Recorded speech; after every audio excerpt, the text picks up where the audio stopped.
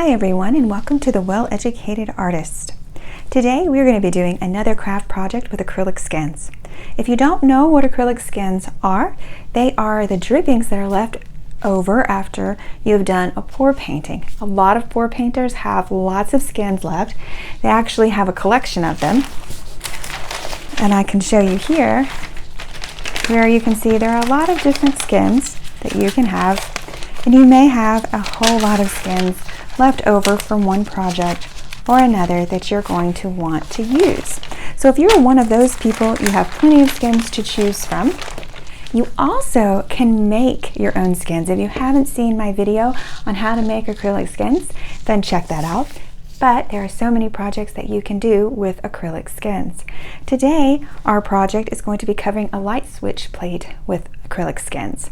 Now, people do this with fabric, they do this with paper, but today, it's acrylic skins all the way. So, what you're going to need is a light plate cover. This one's metal, but you can use plastic. You'll need an X-Acto knife or a razor blade, something that you can use to cut your skin with. Scissors will also work. I'm going to be using this just so that I can cut straight. And I have a paintbrush and some diamond glaze water-based adhesive. You will also need your choice of something that will go over the top to protect this from fingers. This may be varnish, this may be resin, this can even be the diamond glaze. People use Mod Podge when they're doing paper.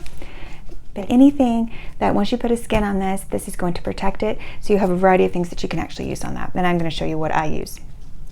So what we're going to do is we are going to first, I'm going to put down a cutting mat because I'm going to be doing some cutting. I don't want to cut through my table. And you don't really need a huge skin, but you will have to have one big enough of at least 4 by 6 to go over a plate this size. If you have a double plate, obviously you need more skin, so just gauge that. You don't have to have a skin as big as I have. The skin that I have is one that I make on a tray that's about the size of a piece of paper. So this allows me to have some choices on where I want to cut my skin. This skin is pretty consistent, so it'll be easy to find a place that we can use. I'm probably going to use this side. So if you want to lay your light switch cover out just like this, I'm going to make sure that I can actually draw a straight edge. You will need some overhang on this because I'm going to actually tuck mine around the back. It's just going to make it a little bit neater and so that it doesn't peel. So you're going to take your X-Acto knife and you can just cut this. I am thinking this is going to be about 4.5. And also I want to come down more. So this will wrap around. I can always cut off, I can't add to it. So, make sure there's enough. I'm gonna go ahead and cut. See, I cannot cut in a straight line. That is just a problem that I have. Even with the straight edge. It's actually funny. Trying to stay out of the shot too.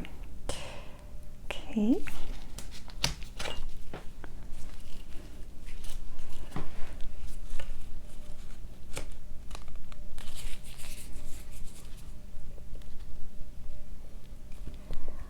See, I cannot stay on a straight line.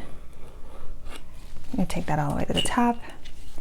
And then I can even up these edges if I want to.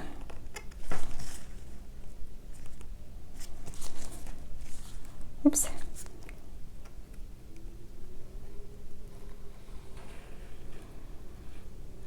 Okay. Okay. For the middle part of this, what I do is I just cut down the middle and I cut down the edges so that it'll fold.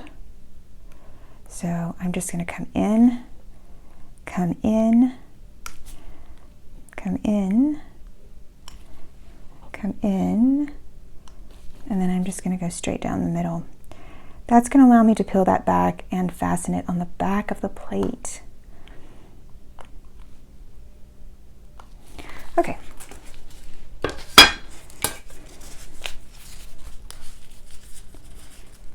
It's okay if the outside is not absolutely perfect. If you have trouble like me and can't seem to cut or draw a straight edge, even with a straight edge, and it looks a little janky, it doesn't matter. You're not going to see that. So, just going to remove my extra. Actually, I don't need this anymore either. We're just going to make sure that everything looks okay, that we have plenty of overhang, and that we have this part in the middle. Make sure that it is right where it needs to be. I think we're okay. Okay, so now that you can kind of see what we're going to do, skins are usually sticky. If you use certain kinds of pour medium, they won't be sticky. If you use Floetrol, they usually are quite a bit stickier than some of the commercial acrylic flow mediums that are made specifically for acrylic painting. So let's see. You can kind of see what's going to happen. I'm just going to make sure we're good. Okay. So once you're sure you have what you need, and it's going to work like you think, then you can take something like diamond glaze, or you can use some E6000. I don't think it smells very good, but it does work, so it's whatever you have handy. Okay, I'm just going to take some diamond glaze. I use this for jewelry making. If you haven't seen my videos on jewelry making, please do so. I'm going to make sure I get some right around here. We're also going to cut through the holes, but we can do that when we're done. That's for the screws. Just going to make sure that I go all around the edges, and I'm also going to put some on the back a little bit. That way we don't have any frayed edges. You can use your fingers. This is a water-based adhesive. I am just going to use a popsicle stick to smooth this out. Just in case, you never know what is in products that can be harmful to you. Isn't that the way it is? You always find out sometime later that you've got a hold of a product that's not good for you. Okay, so once we've done that, we can take our skin. I'm just going to make sure that the middle part is there. You can wait and cut the middle too. I mean, there's nothing wrong if you want to wait. So you're just going to lay that on there. You'll have a little bit of leeway, and you're just going to press that down. I'm going to move this out of the way. That's definitely dangerous. Okay. So I'm just going to press this down around the edges and get some sticking going on so that it looks super neat. Now the same way that I did this, where I'm actually going to turn this under, you can do your edges here. I'm going to put my mat back. And I've also got a lot up here. So I am going to take some of that off. See, I think I do a better line without any kind of straight edge. Okay, yeah, spoke too soon. Okay.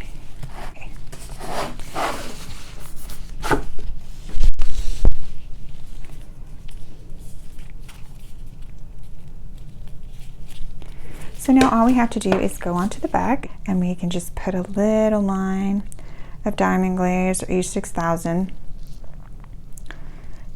You actually probably could use Mod Podge with this. A lot of people use it for paper, but you probably could use it for this if you have whatever you have laying around that's going to stick it. Sometimes the skins are so sticky they will stick themselves, but you definitely want to allow that to stay.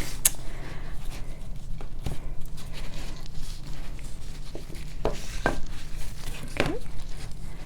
And we're just going to continue going right around the edge and sealing that down. I didn't even have to cut the corners. You could. You're worried about somebody taking the plate off and looking behind your plate covers. Okay.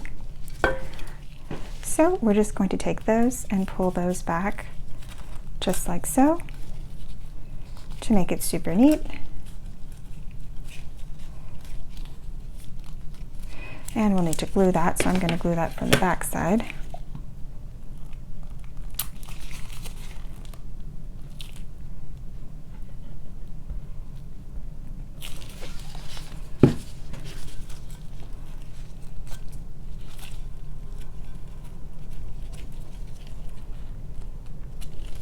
Okay, so that's all we do to cover the plate. We're going to let this dry, but then you're going to varnish it, polyurethane it, Mod Podge it, resin it, whatever you feel you need to do.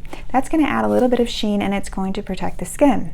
Now you could just leave it like this, but it's going to wear over time depending on how thin your skin is and what you use to make the skin. So let me move this out of the way. And by the magic of video, I will be back in just a second to show you how to finish your plate. Okay, I am back and I have brought with me some high gloss varnish. I use this on pour paintings to seal them, and I'm going to use this to seal my plate. If I haven't already mentioned that, you can use your diamond glaze. If you have diamond glaze and that's what you've used to attach it, this is a water-based dimensional adhesive. When it dries, it does dry shiny, and you can use that, so it is an option. Okay, I'm just going to take a cheap disposable brush. Since I'm using my varnish, the brushes don't usually survive that. Do be careful that the bristles don't fall out in your varnish. That is not a good thing. You don't want hair stuck into your varnish. So I'm just going to apply this directly, and you don't need a heck of a lot. This is probably actually quite a bit. I am just going to brush it on. That's simple. Brush it on, and I am going to let it dry. I'm just going to put one of these little stands down here, and I'm going to put my plate on top of it, and that's going to allow it to dry without sticking.